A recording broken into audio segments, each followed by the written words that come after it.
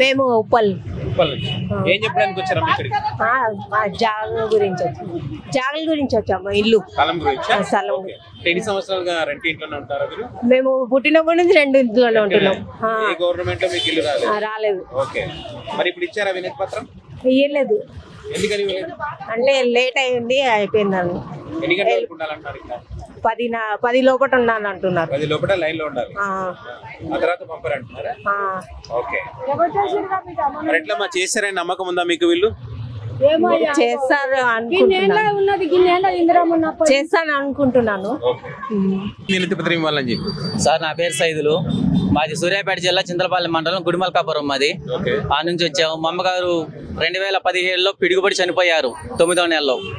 మాకు ఇలాంటి మటుకు ఇంతవరకు ఎలాంటి సాయం అందలేదు. మొన్న కూడా అప్లికేషన్ పెట్టాను కలెక్టర్ ఆఫీసులో, మొత్తం చేయించాను. మండల చూడి తిరగడం జరిపోయింది, ఎలాంటి సాయం అందలేదు. ఇప్పుడు అందుకే మళ్ళీ వచ్చి కొత్తగా అప్లికేషన్ పెట్టాడు. ఇచ్చారు సార్. తీసుకున్నారు. తీసుకున్నారు సార్. జరిగితే జరగదు చూడాలి, వెయిట్ చేయాలి. నమ్మకం పెట్టే సార్, అంత దూరం నుంచి ఇంత దూరం పొద్దున వచ్చింది. నమ్మకం సార్. అంతే సార్, ఇక ఆయన ఒక్కటే. సో ఆ సమస్య పరిష్కారం చేసి చాలంటారు? అవును సార్, మా ఒక్క ప్రాబ్లం సాల్వ్ చేస్తే చాలు సార్ మాకు. మీ ఊరు నుంచి ఇంకా ఎవరైనా వచ్చారా? మీరు? నేను ఒక్కనే వచ్చాను సార్, నేను ఒక్కనే వచ్చాను. థ్యాంక్స్. ఇక్కడ నుంచి వస్తున్నారు మీరు, ఇక్కడ ఏ వినతి పత్రం ఇవ్వడానికి వచ్చారు? మహబూబ్నగర్ జిల్లా నుంచి ఈ సీఎం గారిని కలవడానికి వస్తే సీఎం గారు ఢిల్లీ పోతున్నా అని చెప్పడం జరిగింది. ఢిల్లీ వెళ్ళినందుకు ఇక్కడన్నా క్యూలో నిలబడిద్దామంటే ఇక్కడ 12 అయిపోయింది, ఇవ్వడానికి వీల్లేదు. మళ్ళీ 10 గంటలకు రాండి, అది మంగళవారం మరి శుక్రవారం అని చెప్పడం జరిగింది. మేము వచ్చింది మహబూబ్నగర్ జిల్లా నుంచి మా సొంత లాభం కొరకు కాదు. ఇప్పుడు వచ్చే sarpanch elections, ZPTC, MPTC elections ఉన్నాయి. ఆ ఎలక్షన్స్లో గతంలో రోస్టర్ సిస్టంలో ఎస్సీలకు, ఎస్టీలకు, బీసీలకు, ఓబీసీలకు, ఓసీలకు ప్రతి 5 సంవత్సరాలకు ఒకరికి రోస్టర్ సిస్టంలో సర్పంచ్ ఎలక్షన్స్లో ప్రాధాన్యత ఇచ్చేది. ఇప్పుడు అట్లా ఇవ్వడం లేదు. జనాభా ప్రాతిపదికం అని ఇవ్వడం జరిగింది. ఆ జనాభా ప్రాతిపదికం అంటే ఉదాహరణకు ఒక గ్రామంలో 200 మంది బీసీలు ఉండాలంటే వాళ్ళకే వస్తుంది సర్పంచ్, జడ్పీటీసీ, ఎంపీటీసీ.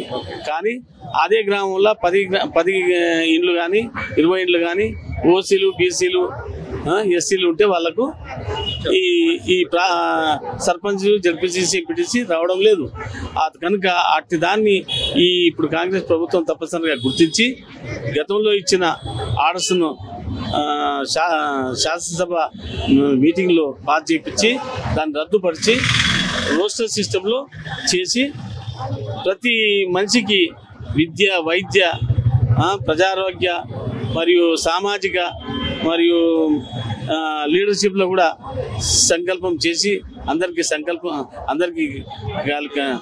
సరైన న్యాయం చేకూరుస్తారని నమ్మకంతో దరఖాస్తు తీసుకుని వచ్చింటివి. నమ్మకం ఉందా రేవంత్ రెడ్డి గారు చేస్తారనే నమ్మకం మీకు? నమ్మకం ఉంది. ఇది ఎందుకంటే కొన్ని తప్పులు ఉంటే చేయాలని ఎన్నో చేస్తూ ఉండరు. ఆ నమ్మకం మీదే ఇది ఆయన దృష్టికి తీసుకపోతే తప్పనిసరిగా చేస్తారు. ఒకవేళ మా దరఖాస్తు అందినా జిల్లా కలెక్టర్ నుంచి నివేదిక వచ్చినా కూడా చేసే నమ్మకం మాకుంది. ఉన్నందువల్ల ఎందుకంటే ఇది వాళ్ళకి తెలియదు కదా, లోపల లొజుగు అనేది ప్రతి చట్టాన్ని వాళ్ళు తొంగి చూడడం లేదు. అధికారులు చెప్పాలా, అధికారులు కూడా చెప్పరు. కానీ మా ప్రజానీకము ఎస్సీ, ఎస్టీ, బీసీ, ఓసీలకు జరిగే అన్యాయము వాళ్ళ దృష్టికి పోతే తప్పనిసరిగా ఇప్పుడు అసెంబ్లీ నడుస్తుంది. దాంట్లో ఈ విషయాన్ని ప్రస్తావించి తప్పనిసరిగా మొదట్లో పంచాయతీరాజ్ చట్టం ఎప్పుడు ఏర్పడినప్పుడు రోస్టర్ సిస్టమ్ ఉండేనో అదే సిస్టమ్ పెడితే అందరికీ ఎస్సీలు, బీసీలకు జడ్పీటీసీ, సర్పంచ్లు, ఎంపీటీసీలు అన్నిటికీ వాళ్ళకి లాభం చేకూరుస్తుంది. ఒకవేళ అట్లే ఉంటే జనాభా ప్రాతిపదికలు ఉంటే ఎప్పటికీ ఒకటే. ఆ ఊర్లో రెడ్డిలు ఉన్నట్టే రెడ్డిలే సర్పంచ్ అవుతాడు, ఎంపీటీసీ అవుతాడు. అక్కడ ఓసీలు ఉన్నట్టు బీసీలు ఉంటే బీసీలే అవుతారు, ఎస్సీలు ఉంటే ఎస్సీలే అవుతారు. తక్కువ జనాభా ఉన్న వాళ్ళకి కూడా ఈ సౌకర్యం ఏర్పరిస్తే బాగుంటుందని జరగాలన్న అభిప్రాయంతో అర్జీ ఇవ్వడానికి రావడం జరిగింది. మహబూబ్నగర్ సేమ్ సార్, మాది ఇదే సమస్య మీద వచ్చాం. అఖిల భారత ఆదివాసీ ఉద్యోగుల సంఘ తెలంగాణ రాష్ట్ర ఫైనాన్స్ సెక్రటరీ జనరల్. నా పేరు కందుల ఝాన్సీ. పంచాయతీరాజ్ ఎలక్షన్స్ లో మనము ఈ రోస్టర్ విధానాన్ని పాటించకపోతే సమన్యాయం జరగదు. ప్రతి సామాజిక వర్గానికి న్యాయం జరగాలి అంటే రోస్టర్ విధానాన్ని ఖచ్చితంగా పాటించాలి. గత ప్రభుత్వంలో జనాభా ప్రాతిపదికన మనకి పంచాయతీ ఎలక్షన్స్ నిర్వహించడం జరిగింది. దాన్ని రద్దుపరిచి ఇప్పుడు రోస్టర్ విధానాన్ని ప్రవేశపెట్టి ఆ విధంగా ఇవ్వాలని చెప్పి మేము ఉద్యోగస్తులమైంది ఈరోజు మా సెలవును వెచ్చించి మరీ వచ్చామండి. ఈ సమాజ చైతన్యం కోసం మరీ వచ్చాము. Thank you. అంటే ఇప్పుడు తీసుకున్నారా వినతి పత్రం తీసుకున్నారా? లేదండి, తీసుకొని ఈరోజు స్పీకర్ గారికి ఇచ్చాము. ఈరోజు మేము స్పీకర్ గారికి ఇచ్చాము. సార్ని ఇక్కడ ఆఫీస్లో కలిసేసి వర్క్ క్వార్టర్స్లో వాళ్ళని కలిసి వాళ్ళకి వినతి పత్రం అయితే స్పీకర్ గారికి ఒక్కరికి ఇచ్చాము. సీఎం గారికి ఇద్దామంటే సార్ గారు ఢిల్లీ వెళ్తున్నాం రేపు రండి అని చెప్పడం జరిగింది సార్ గారు స్వయంగా.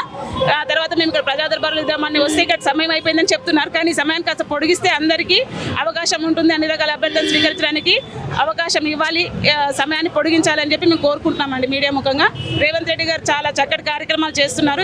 ఈ దాన్ని కూడా పరిగణలోకి తీసుకొని అతి తొందరగా ఈ కార్యక్రమాన్ని చేపట్టాలి. సమయాన్ని పొడిగించడంతో పాటు ఈ పంచాయతీ ఎలక్షన్స్లో రోస్టర్ విధానాన్ని వాళ్ళు పరిగణలోకి తీసుకోవాలి. మాకు మరొక అంశం చూస్తే కనుక మహిళలకు ఉచిత బస్సు ప్రవేశపెట్టినటువంటి పరిస్థితి. సో మీరు దాన్ని వ్యతిరేకిస్తున్నారా స్వాగతిస్తున్నారా? కొన్ని సందర్భాలు స్వాగతించాల్సిన అవసరం ఉందండి. కానీ నేను ఒక ఉద్యోగస్తురాలిగా నేను ఈ విషయాన్ని అయితే వ్యతిరేకిస్తున్నాను సార్. ఎందుకంటే నేను కొంచెం ఆర్థిక స్వేచ్ఛ ఉన్న వ్యక్తిని కాబట్టి నేను వెళ్ళగలుగుతాను. విద్యార్థులకు ఇస్తే బాగుంటుంది అనేది నా ఉద్దేశం. విద్యార్థులకు మాత్రమే ఉచిత బస్సు సౌకర్యం ఇస్తే బాగుంటుందని నా ఉద్దేశం సార్. దీనివల్ల మహిళలకు లాభం కలిగేదంటే మహిళలకంటే అన్ఎంప్లాయీస్కి లాభం ఉంది, కానీ ఆర్థిక స్వేచ్ఛ ఉన్న మహిళలకు ఇది అంత ఉపయోగపడకపోవచ్చు. ఎందుకంటే వాళ్ళు ఆల్రెడీ సంపాదిస్తున్నారు కాబట్టి వాళ్ళు పోగలుగుతారు. కానీ విద్యార్థులు చాలా కష్టకాలంలో చదువుకుంటారు కాబట్టి వాళ్ళకి ఇవ్వాలి. కాబట్టి మా అంతకు మేము పక్క తప్పుకుంటే బాగుంటుంది. అంటే నేను చెప్పేది ఉద్యోగస్తులందరూ పక్కకు తప్పుకుంటే మిగతా వాళ్ళకి న్యాయం జరిగితే మంచిదే సార్. మేడం మీరు ఎక్కడి నుంచి వస్తారు? మహబూబ్ నగర్ నుంచి వచ్చిన sir. First of all Revanth Reddy sir గారికి కంగ్రాచులేషన్స్ తెలియజేసుకుంటున్నాను. వారి ఆకాంక్ష నెరవేర్చుకొని సీఎం అవ్వడం మాకు చాలా సంతోషంగా ఉంది. వారికి మేము విన్నవించుకుంటున్నది ఒకటే సార్, ఇక్కడ విద్యా వైద్యాన్ని ఉచితంగా అందరికీ అందుబాటులోకి తీసుకురావాలి. అది కూడా సంపూర్ణంగా న్యాయబద్ధంగా అందరికీ వైద్యం ఒకరికి ఒక రకంగా కార్పొరేట్ వైద్యమే అందాలి అందరికీ. అది గవర్నమెంట్ అయినా సరే కార్పొరేట్ అందాలి. గవర్నమెంట్ స్కూల్ అయినా కార్పొరేట్ స్కూల్లో ఉన్నట్టుగా అన్ని ఫెసిలిటీస్ ఏర్పాటు చేసి పిల్లలకు న్యాయం చేకూరిస్తే మనకి ఏ ఉచితాలు అవసరం లేకుండా అందరూ కూడా న్యాయంగా బతికే సంతోషంగా బతికే అవకాశాలు ఉంటాయని కోరుకుంటున్నా. ఇది నా తరఫున రిక్వెస్ట్. అయితే ఇక్కడ ఇంకొకటి ఏంటంటే రాజకీయంగా ఉన్న వాళ్ళే మేలు జరిగే విధంగా ఉన్నాయి కొన్ని. మరి వాటిని తీసేసి జనాభా ఉన్న వాళ్ళది లేకుంటే ఆర్థికంగా ఉన్న వాళ్ళు మాత్రమే ఎదుగుదల అయ్యే విధంగా కాకుండా అందరికీ సమాన అవకాశాలు వచ్చి సామాజిక న్యాయం జరిగే విధంగా ఒక పనిమంతుని ఎన్నుకోవాలి. అన్ని వర్గాల వారిని ప్రోత్సహించే విధంగా ఉండాలని మేము కోరుకుంటూ ఇక్కడ దాకా రావడం జరిగింది. Thank you sir. ఉచిత బస్సుకు సంబంధించి మీరేం చెప్తారు మేడం? నిజంగా మీకు ఉపయోగపడుతుందా లేకపోతే వేరే పద్ధతిలో ఉంటే బాగుంటుందని మీరు అనుకుంటున్నారు? ఉచిత బస్సులు అనేది చాలా వరకు బీద వాళ్ళకి ఉపయోగకరంగానే ఉంది సార్. కొంత ఎంప్లాయీస్కి అవసరం లేదు అని మేము అనుకుంటున్నాము. ఎందుకంటే పూర్తిగా వెనుకబడిన వారికి అందితే మేము సంతోషపడతాం సార్. అది వాళ్ళు ఎంత దూరమైనా వెళ్ళి పని చేసుకొని ఆర్థికంగా లాభపడే అవకాశాలు ఉంటాయి. పూర్తిగా ఇంట్లో ఉండకుండా వాళ్ళు ఏ పనైనా చేసుకోవడానికి అవకాశంగా ఉంటుంది. అదైతే సంతోషం సార్. పిల్లలకు కూడా చదువుకోవడానికి ఇస్తే దూరంగా వెళ్ళే పిల్లలు వెళ్ళి మంచిగా చదువుకునే అవకాశాలు ఉంటాయి. కాబట్టి అన్ఎంప్లాయీస్కి పిల్లలకు ఇస్తే మాకు సంతోషం. అందులో మగ పిల్లలకు ఇస్తే కూడా సంతోషం. స్టూడెంట్స్కి మా పిల్లలకు కూడా, ఎందుకంటే పేదవాళ్ళు ఉంటే వాళ్ళు డబ్బులు కట్టుకోలేక ఇవ్వలేరు సార్, వాళ్ళు పంపించారు పిల్లల్ని. కాబట్టి వాళ్ళకి అవసరమే సార్. మంచిదే సార్, మంచి నిర్ణయాలే.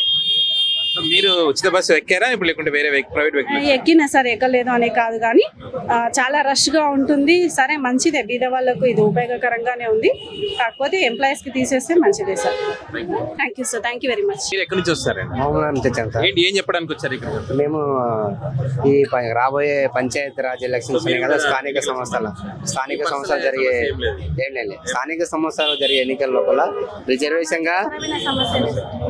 రిజర్వేషన్ పరంగా ఈ SC ST BC OC general అందరికీ కూడా నష్టపరే చట్టం తీసుకొచ్చింది గత ప్రభుత్వము. ఈ జనాభా ప్రాతిపదికన ఎన్నుకోవాలనే ఒక ఉద్దేశంతో తీసుకురావడం జరిగింది. జనాభా ప్రాతిపదికన జరగాలంటే విలేజర్స్ లో చాలా మంది బీసీ లేకుండొచ్చు, ఓసీ లేకుండొచ్చు, ఎస్సీ లేకుండొచ్చు, ఎస్టీ లేకుండొచ్చు. కొన్ని చోట్ల ఉంటారు, కొన్ని చోట్ల ఉండరు. ఒక్కొక్క గ్రామంలో ఒకరిద్దరే ఉంటారు. ఒక కుటుంబం 2 కుటుంబాలు ఉంటాయి. ఆ ఒక కుటుంబం 2 కుటుంబాలకు ఎప్పుడు కూడా సర్పంచ్ కాలేరు, ఎంపీటీసీ కాలేరు, జెడ్పీటీసీ కాలేరు. అలాంటి అన్యాయం జరుగుతుంది. కాబట్టి అన్ని సామాజిక వర్గాల వాళ్ళకు న్యాయం జరగాలంటే గతంలో తీసుకొచ్చిన రోస్టర్ విధానం గత ప్రభుత్వం గతంలో కాంగ్రెస్ తీసుకొచ్చి అమలు పరిచిన చట్టాన్ని అమలు చేయాలని మేము కోరుకుంటున్నాం. వాళ్ళు ఇప్పుడు గత ప్రభుత్వం తీసుకొచ్చింది ఏంటంటే ఓన్లీ జనాభా ప్రాతిపదికన, అట్లా కాకుండా విలేజ్లో ఉన్న అన్ని సామాజిక వర్గాల వరకు న్యాయం జరగాలని ఒక కోరికతోటి గతంలో ఉన్న కాంగ్రెస్ గవర్నమెంట్ తీసుకొచ్చిన చట్టాన్ని మళ్ళా పునరుద్ధరించి వాటిని అమలు చేయాలని మేము ఇక్కడ విన్నవించుకోవడానికి ఇక్కడికి వచ్చేసాము. సరే ఆ సమయాభావం అనేది అటు ఇటు అవుతున్నది, మళ్ళీ తర్వాతనే మేము వచ్చి వినిపిస్తాము. మేము మీ ద్వారా మేము కోరుకునేది అంటే గతంలో 10 సంవత్సరాల క్రితం అమలుపరిచిన కాంగ్రెస్ ప్రభుత్వం అమలుపరిచిన చట్టాన్ని పునరుద్ధరించి గ్రామంలో ఉన్న సామాజిక వర్గాల కులాల అందరికీ కూడా న్యాయం జరిగేలా ప్రజాప్రతినిధిగా నిలబెట్టాలని మేము కోరుకుంటున్నాం అన్నట్లు. అది థ్యాంక్ యూ సార్, ధన్యవాదాలు.